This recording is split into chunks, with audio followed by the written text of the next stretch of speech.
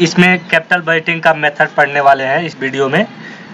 सबसे पहले हम पढ़ेंगे ट्रेडिशनल और नॉन डिस्काउंटिंग मेथड। इसमें पहला मेथड है एवरेज रेट ऑफ रिटर्न, दूसरा है पे बैक पीरियड मेथड। अब हम सबसे पहले पढ़ लेते हैं average rate of return method. चलिए एक एग्जांपल के माध्यम से हम समझेंगे कि क्या है और कैसे है। देखिए इसमें क्या करना होता है, एवरेज रेट ऑफ रिटर्न का जो फॉर्मूला है average net profit divide by average investment. यहाँ पर देखिए ARR equal to average accounting profit after depreciation and tax divide by average investment multiply गुणा 100। जो एवरेज अकाउंट प्रॉफिट है आफ्टर डेप्रिसिएशन एंड टैक्स, यानी कि जो हम नेट प्रॉफिट कैलकुलेट करते हैं वो, न कि कैश इनफ्लो वाली बात हो रही है। यहाँ पर बात होगी जो है कि नेट प्रॉफिट आ जाती है जिसमें हम डेप्रिसिएशन ऐड नहीं करेंगे दोबारा से, वो वाली प्रॉफिट यहाँ बात हो रही है, नेट प्रॉफिट की बात हो रही है, अकाउंटिंग प्रॉफिट। तो चलिए सबसे पहले कैसे इसको करना है, स्टेप वाइज इसको करना पड़ता है। सबसे पहले हमें गिवन होगा before depreciation and tax income earning हमें गिवन होगा, उसमें से हम लेस करेंगे डेप्रिसिएशन, फिर लेस करेंगे हम टैक्स माइनस करेंगे, तो ये हमारा जो है आ जाएगा net profit after depreciation and tax. Second step क्या है कि compute average accounting profit. Average जो है प्रॉफिट कैलकुलेट करने के लिए जितना भी हमें प्रॉफिट होगा, जितने ईयर्स का प्रॉफिट दिया होगा हमें, उसको डिवाइड करेंगे नंबर ऑफ ईयर्स से। यानी कि देखिए total account profit after depreciation and tax जो जितने ईयर्स का दिया हुआ डिवाइड करेंगे number of years project life जो गिवन होगा। अब देखिए इसके बाद हमें थर्ड स्टेप क्या कैलकुलेट करना पड़ेगा, compute average investment. Average investment के लिए initial investment plus salvage value, यानी कि जो पहले वीडियो में हमने देखा इनिशियल इन्वेस्टमेंट था और प्लस में जो लास्ट में टर्मिनल वैल्यू आ रहा था जो सैलवेज वैल्यू था वो यहाँ ऐड होगा, तो उसको डिवाइड करेंगे 2 से, तो ये हमारा है एवरेज इन्वेस्टमेंट आ जाएगा। अब if working capital is also given, अगर वर्किंग कैपिटल गिवन होगा, वही बात यहाँ आ गया कि अगर यहाँ पर जैसे अगर हम इनिशियल इन्वेस्टमेंट प्लस ऐड कर देते हैं टर्मिनल वैल्यू, तो वो दोनों ऐड करने के बाद डिवाइड बाई 2 कर देंगे तो आ जाए। जैसे कि अब वर्किंग कैपिटल होता था, वर्किंग कैपिटल को हम इनिशियल इन्वेस्टमेंट या इंस्टॉलमेशन में भी ऐड करते थे और सैलवेज टर्मिनेशन वैल्यू में सैलवेज वैल्यू के साथ ऐड करते थे। तो अगर दोनों के साथ एक साथ ऐड किया, दोनों में ऐड हुआ है तो उसको दोनों को ऐड करके डिवाइड बाई 2 कर देंगे। अदरवाइज अगर नहीं ऐड हुआ है तब initial investment plus salvage value divide by 2 करने के बाद ऐड करेंगे वर्किंग कैपिटल। वर्किंग कैपिटल का एवरेज इसलिए नहीं ले रहे हैं क्योंकि वो पहले इनिशियल इन्वेस्टमेंट में ऐड होता है जब हम इन्वेस्टमेंट करते हैं, और लास्ट में सैलवेज वैल्यू के टाइम पे भी वर्किंग कैपिटल ऐड होता है, इस वजह से। अब फोर्थ तो आप समझ ही लिए। अब हम एक एग्जांपल करते हैं, इससे अच्छे से समझ आएगा। Moon limited has a project cost 60,000 and has a scrap value 12,000। It stream of income before depreciation and tax. देखिए बिफोर एंड जो बिफोर है ना, डेप्रिसिएशन एंड टैक्स से पहले जो है दिया हुआ है। ड्यूरिंग इट्स 5 ईयर भी गिवन है 5 year, life are 5 year life, ठीक है। आर रुपीज 12,000 जो है ये अर्निंग हो रहा है इनका, और 5 ईयर गिवन है, और सॉरी 5 ईयर गिवन है। पहला ईयर जो है 12,000, फिर 14,400 ऐसे करके, मतलब ये 5 ईयर का अर्निंग है। और उसके बाद ये क्या कहते हैं, assuming tax rate 50% and depreciation on straight line basic, calculate the average rate of return for project. अब देखिए टैक्स रेट 50% गिवन है और डेप्रिसिएशन स्ट्रेट लाइन मेथड से लगाना है। अब क्या करेंगे, सबसे पहले देखिए क्या करेंगे, सबसे पहले इसमें हम निकालेंगे इनिशियल इन्वेस्टमेंट कितना किए, 60,000 कर रहे हैं यहाँ पर, और उसके बाद सैलवेज वैल्यू है 5 ईयर बाद यहाँ पर गिवन है 12,000, और उसके बाद के लिए सबसे पहले यहाँ पर कॉस्ट है, सैलवेज वैल्यू है, कॉस्ट में से सैलवेज वैल्यू माइनस करेंगे और लाइफ 5 ईयर है, डेप्रिसिएशन आ जाएगा। चलिए सबसे पहले अब नेक्स्ट पेज पे आते हैं। तो 60,000 माइनस 12,000 डिवाइड बाई 5 करें, अब ये आ गया हमारा 9,600, डेप्रिसिएशन आ गया। अब एवरेज इन्वेस्टमेंट के लिए हमने क्या देखा, cost plus salvage value, working capital तो है नहीं जो ऐड करेंगे, तो डिवाइड बाई 2 करेंगे। कॉस्ट जो हमारा 60,000 है और जो सेल्वेज वैल्यू है 12,000 है, डिवाइड करेंगे 2 से। यहाँ मिस्टेक से इन्होंने 5 ईयर कर रखा है, वैसे जो है एवरेज के लिए यहाँ पर 2 लगाएंगे, तो ये आ गया हमारा 36,000। अब क्या करेंगे, कैसे करेंगे, आप देखिए। सबसे पहले हमें अर्निंग दिया हुआ है बिफोर डेप्रिसिएशन एंड टैक्स से, ये 5 ईयर्स का ये आ गया हमारे पास। इसमें से अब जो है डेप्रिसिएशन जो है सेम रहेगा, लेस करेंगे डेप्रिसिएशन, सब में से सेम अमाउंट माइनस करेंगे, तो ये हमारा आ जाए अर्निंग बिफोर टैक्स। अब अर्निंग बिफोर टैक्स आ गया, टैक्स रेट जो है 50% है, सबका 50% माइनस करेंगे तो हमारा क्या आ जाएगा, अर्निंग आफ्टर टैक्स, यानी कि नेट प्रॉफिट। नेट प्रॉफिट हमारा ये आ गया सबका, पेंसिल का यूज करूँ मैं पहले,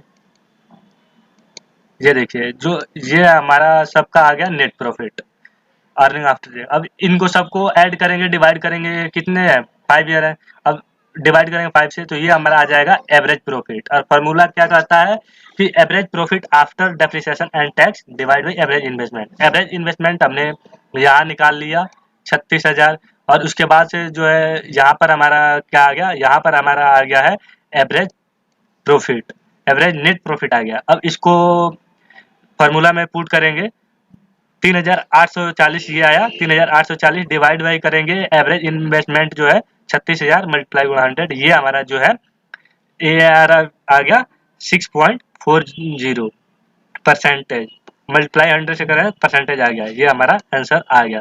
तो यही ARR कैलकुलेट करना होता है, ये है। क्वेश्चन नंबर जो है ये 6 है, इलस्ट्रेशन नंबर 6, इसमें देखते हैं क्या है। Sona limited is considering to purchase of a machine 2 models. अब इसमें 2 मॉडल्स दिया हुआ है, मॉडल्स P और Q, ठीक है।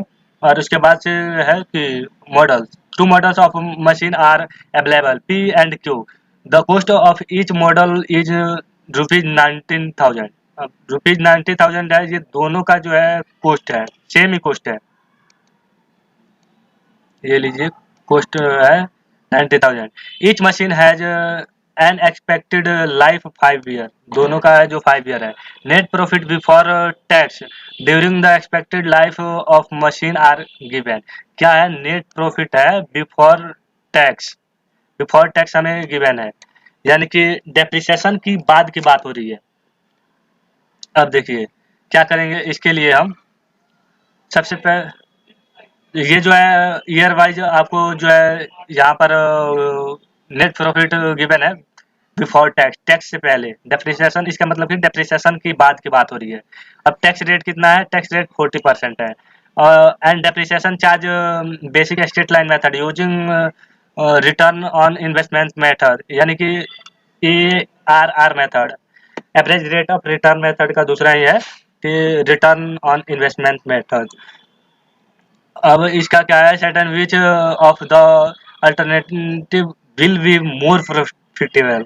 अब देखिए, अब जो है इसमें यहाँ पर बोला डेप्रिसिएशन के बारे में, डेप्रिसिएशन के बारे में इसलिए डेप्रिसिएशन हम इसमें कुछ नहीं करेंगे क्योंकि बिफोर टैक्स वन लिया है, तो ये है कि यानी कि डेप्रिसिएशन के बाद, तो केवल हम क्या करेंगे इसमें से टैक्स जो है माइनस करेंगे, तो हमारा आ जाएगा net profit after tax and depreciation. अब देखिए इसको नेक्स्ट पेज पे मैं आता हूँ, ये हमारा है कि प्रॉफिट गिवन था बिफोर टैक्स और 40% इस पे जो है टैक्स लगाएंगे, और उसके बाद से जो है इसको माइनस करेंगे, ये आ जाएगा आफ्टर टैक्स, ये हमारा वैल्यू आ गया आफ्टर टैक्स मशीन P की, और सेम वैसे Q की करेंगे।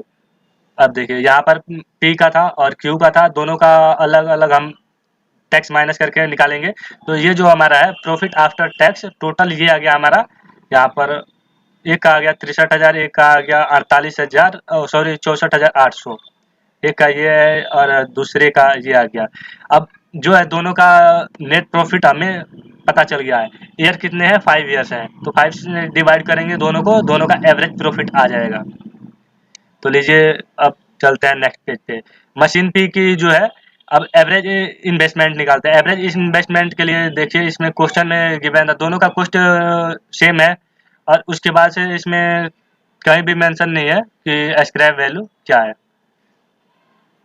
अब देखिए सीधा 90,000 डिवाइड बाई 2 करेंगे, ना वर्किंग कैपिटल है ना सेल्वेज वैल्यू है, तो डिवाइड करेंगे, ये आ गया 45,000 और नेक्स्ट जो है average profit after depreciation and taxes का है 63,000 डिवाइड बाई 5 करेंगे, क्योंकि वहाँ पर आपने टोटल प्रॉफिट निकाल लिया आफ्टर टैक्स एंड डेप्रिसिएशन। अब इसको एवरेज निकाल लेंगे और उसके बाद से एवरेज जो है एवरेज नेट प्रॉफिट ऊपर और डिवाइड बाई करेंगे जो है एवरेज इन्वेस्टमेंट से मल्टीप्लाई 100, ये हमारा जो है आ गया 28% आ गया ARR पहले का जो है ये आ गया हमारा 28%।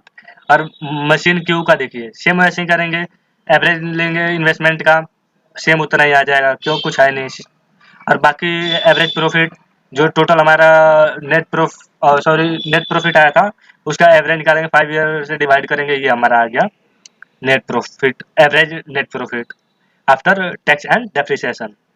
अब इसको भी सेम वैसे ही करेंगे, डिवाइड कर देंगे एवरेज नेट प्रॉफिट से आफ्टर डेप्रिसिएशन एंड टैक्स और divide by average investment multiply 100, ये आ गया 28.8%। अब देखिए अब दोनों में मोस्ट प्रॉफिटेबल पूछा गया था। अब ये 28% है और सेकंड वाला है जो 28.8%, यानी कि यही है ज़्यादा, तो हम इसी को चूज करेंगे। इसमें दिया हुआ है since ARR is higher in case of machine Q का हायर है तो hence company should purchase machine Q, वही बात है। तो ये था, इस प्रकार से हम average rate of return calculate करते हैं। दो एग्जांपल के माध्यम से आपको ARR कैलकुलेट करना कैसे कैलकुलेट करते हैं और स्टेप वाइज क्या होगा वो समझ आ चुका होगा। अब हम नेक्स्ट करेंगे नेक्स्ट मेथड। ये है नेक्स्ट मेथड हमारा जो है पेबैक पीरियड में दो तरह से निकालेंगे हम। एक जो होगा कैश जो है ईयरली कैश इनफ्लो इक्वल होगा और दूसरा जब एनुअल कैश इनफ्लो जो है वो अनइक्वल हो तब कैसे करेंगे। अगर इक्वल है तो initial investment divide by yearly cash inflow after tax, ये जो है डिवाइड करेंगे उससे तो हमारा पे बैक पीरियड आ जाएगा। एक एग्जांपल के माध्यम से समझेंगे जब हमारा आसानी से समझ आएगा कैसे करना है। ये देखिए इसमें है कि a machine will cost 80,000 initially. It will also need a working capital of rupees 20,000 at zero period, ठीक है। The yearly profit before tax and tax are expected to be rupees 15,000 per annum। अब जो है वो कह रहे हैं yearly profit जो है बिफोर टैक्स एक्सपेक्टेड किया जा रहा है जो 15,000 पर एनम, बिफोर टैक्स की बात चल रही है। अब देखिए machine the machine has a life of 8 years and depreciation has been provided on a straight line method. Tax rate is 40%. Calculate the payback period for the machine. If the company has a policy of accepting only those projects which can be recouped in 5 years or less, should the company invest in this machine what. अब देखिए अब ये बोल दिए कि 5,000 तक sorry 5 साल तक मतलब प्रोजेक्ट में अगर पे बैक पीरियड आती है तो वो इन्वेस्टमेंट करेंगे, अदरवाइज ये करें या ना करें और नहीं करेंगे। तो अब इसको बताना है कि क्या इसका पे बैक पीरियड 5 साल से पहले या क्या है। एक बात मैं बताऊं, सबसे पहले जो जितने भी मेथड हम यहाँ यूज करने वाले हैं इसमें इसमें एक ही मेथड ऐसा है एवरेज रेट ऑफ रिटर्न जिसमें नेट प्रॉफिट की काम आती है आफ्टर डेप्रिसिएशन एंड टैक्स। बाकी किसी में भी नेट प्रॉफिट की नीड नहीं है। अब देखिए इसको हम करते हैं जो क्वेश्चन पे थे, क्वेश्चन नंबर था हमारा ये। तो सबसे पहले अब हम इसको क्या करेंगे, इनिशियल इन्वेस्टमेंट देखिए यहाँ पर जो है हमारे पास इनिशियल इन्वेस्टमेंट क्या है, पहले कॉस्ट दिया है 80,000 और वर्किंग कैपिटल जो है यहाँ पर 20,000 दिया है। अब दोनों को ऐड करेंगे तो हमारा क्या आ गया, ये 1 लाख आ गया इनिशियल इन्वेस्टमेंट। जीरो लेवल पे उनको वर्किंग कैपिटल की जरूरत थी 20,000, तो इनिशियल इन्वेस्टमेंट हमारा जो है वो आ गया 1 लाख। अब क्या करेंगे यहाँ पर सबसे पहले देखिए प्रॉफिट बिफोर टैक्स। प्रॉफिट जो है यहाँ पर दिया हुआ था, अभी दिखाता हूँ आपको, ये है प्रॉफिट बिफोर टैक्स है 15,000 है। अब 40% इन टैक्स बोला हुआ है, टैक्स 40% इसका टैक्स माइनस करेंगे, ये हमारा आ जाएगा प्रॉफिट आफ्टर टैक्स। अब इसमें हम क्या करेंगे, ऐड करेंगे डेप्रिसिएशन, क्योंकि एक केवल ARR मेथड जो है उसमें नेट प्रॉफिट की जरूरत आती है। अदर जितने भी मेथड है, बाकी 4 मेथड है, उसमें हमें जरूरत होगा कैश इनफ्लो आफ्टर जो है टैक्स, और उसमें ऐड होगा डेप्रिसिएशन। जो जैसे कि मतलब टैक्स निकालने के लिए पहले भी हमने सीखा कि अगर टैक्स आपको निकालना है, पहले भी हमने सीखा कि अगर टैक्स निकालना है तो डेप्रिसिएशन माइनस करेंगे, फिर उस पे टैक्स लगाएंगे क्योंकि टैक्स उससे कम हो जाएगा। और उसके बाद फिर दोबारा से क्या करते थे हम, डेप्रिसिएशन को ऐड कर देते थे, वो हमारा आ जाता था कैश इनफ्लो आफ्टर जो है टैक्स और बिफोर डेप्रिसिएशन, जिसकी हमें नीड है इसमें निकालने के लिए पे बैक पीरियड या अदर्स मेथड के लिए कैपिटल बजटिंग में। तो अब हम क्या करेंगे, जो पहले 40% निकाला वो तो माइनस हो गया, और उसके बाद से दोबारा ऐड करेंगे डेप्रिसिएशन को। ये हमारा आ गया डेप्रिसिएशन। डेप्रिसिएशन के लिए सबसे पहले यहाँ कॉस्ट गिवन है 80,000 और सैलवेज वैल्यू वगैरह कुछ भी नहीं है, और ईयर इसमें मेंशन है 5 ईयर, और सॉरी 5 ईयर नहीं, इसमें मेंशन था 8 ईयर, यहाँ पर 8 ईयर है। मशीन हैज लाइफ 8 ईयर, तो 8 ईयर से डिवाइड करेंगे कॉस्ट को, तो ये हमारा आ जाएगा डेप्रिसिएशन, जो कि आ गया 10,000। अब 10,000 और 9,000 प्रॉफिट आफ्टर टैक्स था, इसको ऐड करेंगे तो ये हमारा आ गया 19,000। अब देखिए नेक्स्ट कैसे करेंगे। अब हमारे पास इनिशियल इन्वेस्टमेंट कैलकुलेट किए थे, जो कि हमारा था कॉस्ट प्लस वर्किंग कैपिटल 1,00,000 और annual cash flow after tax, लेकिन डेप्रिसिएशन बाद में ऐड करने के बाद 19,000। इसको डिवाइड करेंगे तो ये हमारा जो है यहाँ पर आ गया 5.26, यानी कि 5 ईयर्स जो है वो पूरा लगेगा। और 26 को समझने के लिए हम क्या करेंगे, जो है इसमें 12 से मल्टीप्लाई कर देंगे, 26 को 12 से मल्टीप्लाई करेंगे यानी कि 3 मंथ्स आ गया। जैसे कि अगर टोटल 5.26 में आप करते हैं मल्टीप्लाई 12 से, तो वो जो हमारा है मंथ आ जाएगा आपको इस यहाँ पे, और उसके बाद उस मंथ के बेस पे आपको देखना है कि कितना ईयर और कितना मंथ हुआ। अगर ये देखें तो उस उन्होंने बोला कि 5 साल तक एक्सपेक्ट किया जाएगा, मतलब उसको 5 साल तक हो तो इन्वेस्टमेंट करें, अदरवाइज नहीं करना है। तो इस बेस पे हमें क्लियरली हमें नहीं करना चाहिए। लेकिन अगर ये देखें प्रोफिटेबिलिटी देखें इसकी, अगर तो ये है जो प्रोफिटेबिलिटी हायर है, तो इस बेस पे तो करना चाहिए, अदर्स मेथड के बेस पे तो करना चाहिए, लेकिन इस बेस पे पे बैक पीरियड पे नहीं करेंगे। ये हम बात कर रहे थे जब इक्वल कैश इनफ्लो आ रहा है तब इक्वल में, लेकिन अगर अनइक्वल आ रहा हो तो उसको कैसे करेंगे, इसको अब हम देख लेते हैं। एक when the annual cash flow are unequal, जब कैश फ्लो है वो अनइक्वल हो तब क्या करेंगे। अब देखिए यहाँ पर क्या है कि इलिस्ट्रेशन नंबर 11। अब इलिस्ट्रेशन नंबर 11 को समझेंगे कैसे इसको करेंगे। इसमें अनइक्वल देखेंगे कि प्रोजेक्ट ए और प्रोजेक्ट बी है, जैसे मशीन ए मशीन बी, दो प्रोजेक्ट में हम इन्वेस्टमेंट कर सकते हैं यहाँ पर मशीनरी में। तो अब क्या करेंगे, क्वेश्चन क्या है, Swaraj limited is considering the purchase of a machine, two models, model A and B are available in market, each costing 1 lakh, earning after tax but before depreciation are expected to be cash flow। अब earning जो है ये है, देखिए यहाँ पर बोला है कि अर्निंग आफ्टर टैक्स, टैक्स के बाद है, बट बिफोर डेप्रिसिएशन है, केवल इसमें जो है डेप्रिसिएशन ऐड नहीं किया गया है।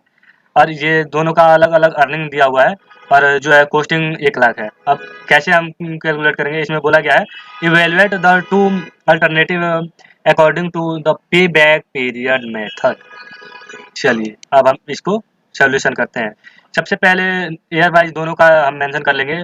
यहाँ पर देखिए सबसे पहले मैं एक बार आपको क्वेश्चन में मेन चीज दिखा दूं। यहाँ बोला है ये कि बिफोर डेप्रिसिएशन।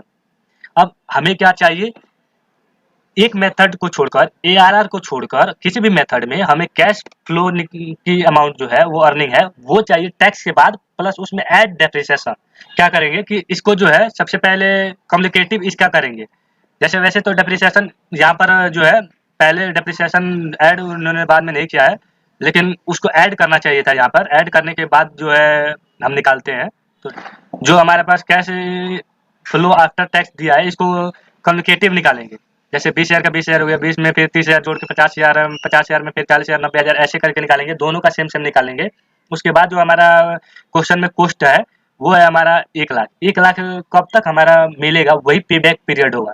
तो देखिए यहाँ 3 ईयर्स तक तो पूरा कंप्लीट हो जा रहा है, कंप्लीट 3 ईयर्स लग रहा है, तो लिखेंगे 3 ईयर्स कंप्लीट, प्लस में कितना हमें लेना है, 1,00,000 रुपये हमें पूरा करना है और माइनस करेंगे 90,000, यानी कितना कम रह गया, इसमें आगे कितना मिलने वाला है, और उसके बाद से डिवाइड करेंगे इन दोनों के बीच में कितना अमाउंट आएगा, 20,000 आएगा, 20,000 से डिवाइड करेंगे। जैसे अब मान लीजिए ये इसका लेते हैं, अगर कम अमाउंट होता, लाइक मान लीजिए 80,000 होता, तो 50,000 है, 50,000 और 90,000 के बीच में कितना आ रहा है, 40,000, तो 40,000 से डिवाइड करते हैं। वैसे यहाँ 90,000 और आगे कितना मिलने वाला है, 20,000, 90 और 20 एक 10 हो गया, तो 20,000 से डिवाइड करेंगे, और 1,00,000 हमें पूरा करना है, कमी कितना रह गया, 90,000 माइनस करेंगे तो 10,000, तो 10,000 डिवाइड बाई 20 करेंगे, यानी कि 1/2। अब ये हमारा आ गया 3.5, यानी कि 3.5 यानी कि 3.5 साल कंप्लीट।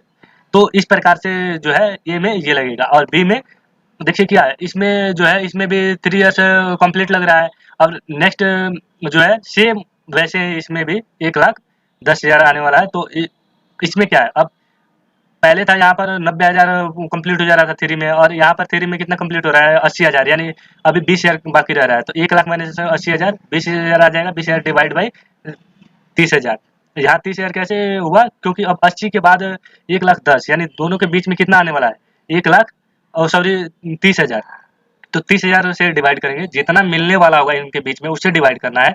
जितना कमी रह गया ऊपर 80,000 है, 20,000 की कमी रह गया, तो 1,00,000 माइनस 80,000 यानी कि 20,000 डिवाइड बाई 30,000, और इसके बाद से कंप्लीट वाले में ऐड करेंगे। तो अब ये हमारा 3 + 2 डिवाइड बाई 3, यानी कि ये आ गया 3.67। अब इसको मल्टीप्लाई कीजिएगा आप 12 से, तो ये आपको मिलेगा 3 इयर्स कंप्लीट और 8 मंथ, 3 इयर्स कंप्लीट 8 मंथ, 3 साल 8 महीने। तो इस प्रकार से हमें निकालना है इसका जो है पे बैक पीरियड। अब चलिए एक नेक्स्ट हम क्वेश्चन के तरफ चलते हैं। यहाँ पर देख लिए कि अगर इक्वल एन्युटी जैसे ही था अमाउंट, एनुअल अमाउंट इक्वल आ रहा था। अब इस क्वेश्चन में हमने देखा था कि इसमें अनइक्वल हो तब कैसे करेंगे। तो दोनों प्रोजेक्ट आपने देख लिया। अब इसमें जैसे आपको चूज करना होगा, तो जिसमें कम पे बैक पीरियड आ रहा है उसी को चूज करेंगे। तो यानी कि किसको चूज करेंगे, मशीन ए को, इसमें जल्दी पैसा आ जाएगा, यानी लिक्विडिटी हमारे पास जल्दी हो जाएगी, ये है। अब नेक्स्ट एक एग्जांपल से समझते हैं, अच्छे से समझ आ जाएगा। तो देखिए क्वेश्चन क्या है, Sunrise limited is considering purchase of an of machine, 2 machine M and N are available in the market. Machine M has a useful life 7 years and will cost 2,000, sorry 2,10,000. Machine N will cost rupees 2,40,000 and has a useful life 8 years. दोनों का cost given है, दोनों का useful life हमें given है। अब क्या है, there will be no salvage value from any machine, किसी भी मशीन में सेल्वेज वैल्यू नहीं है। The estimated cash flows before tax, अब देखिए यहाँ पर बिफोर टैक्स गिवन है, और from two models are as flows. अब क्या है कि इसमें बिफोर टैक्स जो है ना, इनका दोनों का जो है सॉरी दोनों का कैश फ्लोज गिवन है बिफोर टैक्स। अब क्या करेंगे, सबसे पहले तो हमें पता है कि बिफोर टैक्स गिवन है, यानी कि सबसे पहले डेप्रिसिएशन इसमें से माइनस करो, फिर उसके बाद टैक्स माइनस करो, फिर दोबारा हमें डेप्रिसिएशन ऐड करना होता है, क्योंकि पहले वीडियो में हमने ऑलरेडी इसको पढ़ चुका है। तो अब देखिए क्या करेंगे, हम सबसे पहले डेप्रिसिएशन निकालेंगे। डेप्रिसिएशन का है cost minus salvage value divide by life. Machine A का देखें तो कॉस्ट है 2,10,000 और माइनस सेल्वेज वैल्यू, दोनों में नील है, किसी में भी मतलब सेल्वेज वैल्यू, कोई सेल्वेज वैल्यू नहीं है। डिवाइड बाई पहले का 7 ईयर है और सेकंड का कॉस्ट जो है 2,40,000 और डिवाइड बाई 8 साल। तो अब दोनों का डेप्रिसिएशन जो देखेंगे आपको सेम आ गया। अब डेप्रिसिएशन सबसे पहले माइनस करेंगे, फिर टैक्स माइनस करेंगे। अब देखिए यहाँ क्या करेंगे, मशीन एम की यहाँ कैश फ्लो है बिफोर टैक्स, अब माइनस करेंगे डेप्रिसिएशन, फिर टैक्स माइनस करेंगे। टैक्स देखिए टैक्स यहाँ पर आपको जो है टैक्स यहाँ पर मेंशन है बिफोर टैक्स। अब टैक्स का परसेंटेज देखेंगे, सबसे पहले क्या है, company use state line method depreciation, ठीक है। टैक्स रेट जो है 50% है।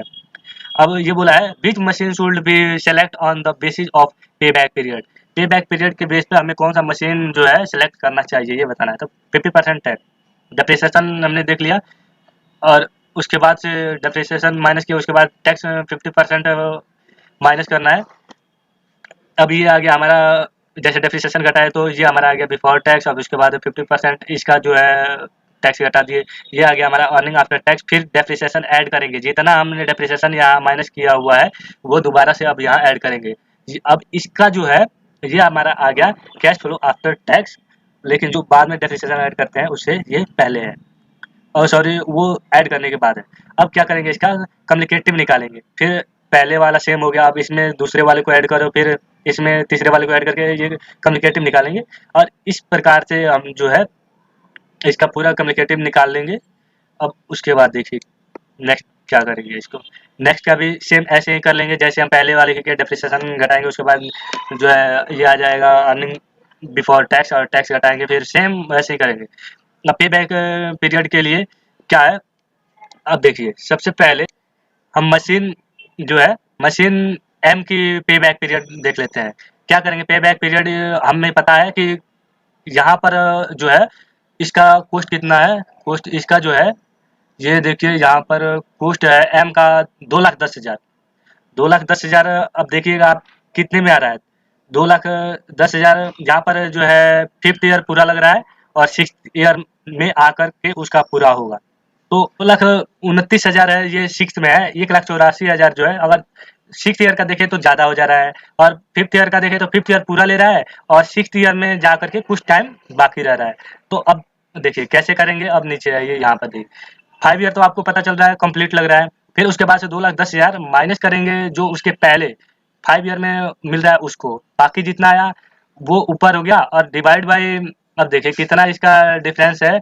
अगर आप डिफरेंस देखेंगे दोनों का तो ये आएगा 45, 45 आ जाएगा, 45,000 ये डिफरेंस है, उसको जो है डिफरेंस से इसमें जितना मतलब मिलने वाला है उसमें 45 मिलने वाला है उन दोनों के बीच, 5 और 6 के बीच में, तो वो उससे डिवाइड करेंगे, और कितना कमी है उस कमी को डिवाइड करेंगे। कमी जितना रह गया यानी कि 2,10,000 पूरा करना है, उसमें 1,84,000 5th में मिल जा रहा है, कमी जो है वो आ गया, और डिवाइड कर देंगे कितना आने वाला है उस ईयर में 45,000। तो ये हमारा आ गया 5.58 ईयर्स। अब नेक्स्ट का सेम वैसे ही करेंगे। अब नेक्स्ट का जो है 2,40,000 है, मतलब पूरा करना है 2,40,000। देखें 2,17,000 तो ये हमारा 4 ईयर में पूरा हो जा रहा है। 2,55,000 देखें अगर, तो ये हमारा जो है 5 ईयर जो है अधिक हो जा रहा है।